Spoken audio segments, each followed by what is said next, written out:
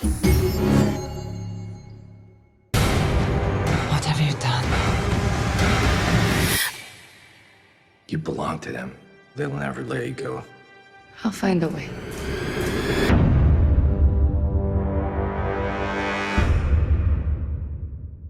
As soon as the first trailer for Red Sparrow dropped, everyone kind of started comparing it to Marvel's Black Widow. Yup. What is your response to that? What makes Red Sparrow different from that story?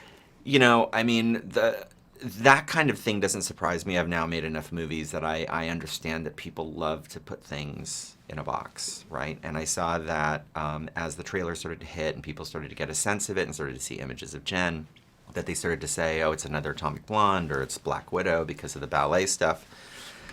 And I get it because that's kind of in people's nature, but it's, you know, it's truly a very unique kind of a film. I mean, it's the most specifically genre film that I've ever done, and the only reason I would do something specifically genre is if I could do something completely different and I felt was very unique. Mm-hmm. This is a character story, you know, it's a young woman who's a ballerina and her life is ripped away and she's thrown into the quite brutal world of espionage, and she's got to survive. So for me, it's a survival story, but it's a character story. It's not an action movie, right? It's certainly not a Marvel movie. Right. I think it's a very unique movie with a very unique tone. But I just urge people that think they know what the movie is to come see it and see it for themselves. You say that this is probably one of the most genre-based movies you've ever done. What drew you to it before? Because you've done things like the final 3 Hunger Games, you've done I Am Legend, very specific genre films before, so what drew you to this one? So what really drew me was the character story. I found this to be a very human way into the spy world. I found the tone very unique. And what I also really liked is it's a world in which the spy and espionage world isn't glamorized, that we actually portray the really brutal and violent version of that world.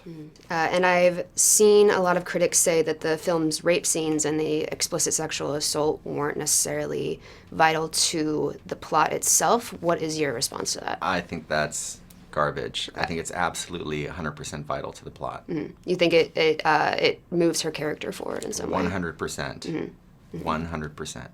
And how much research did you do into these worlds of Sparrow-esque espionage before going into this film? Yeah, a fair amount of research. You know, Jason Matthews, who wrote the book, is ex-CIA. His wife is ex-CIA. I read a lot of memoirs. I talked to them a lot. I, read a lot of history of these things. And, the Sparrow School was a real thing in the 60s and 70s. And there was, a fair amount of material you could look at and learn from. Some of the sort of the classroom moments that we created because we needed thematic material. The idea of, every human being is a puzzle of need and finding out the missing piece and you'll get whatever you want.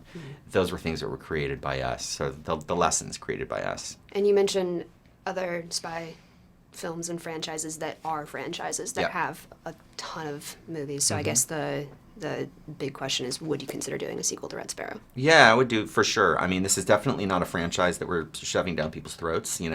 Often franchises will just get dated out from the the creation of the first movie. We're waiting to see if people go. Right. This is a bit risky or fair. So we're waiting to see if people go, and if people embrace it, then we would love to tell the story again.